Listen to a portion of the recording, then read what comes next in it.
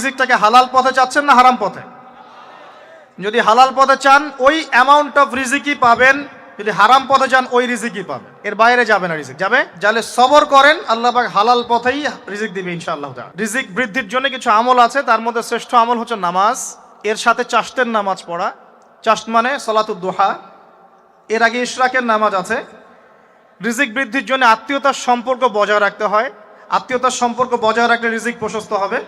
বেশি বেশি যে আল্লাহ জিকির করে এবং কোরআন তেলাওয়াত করে তার রিজিক বাড়ে আলহামদুলিল্লাহ, এবং যে আল্লাহর রাস্তায় খরচ করে তার রিজিক বাড়ে ইনশাআল্লাহ। এই রিজিক বাড়ার কিছু পলিসি আছে।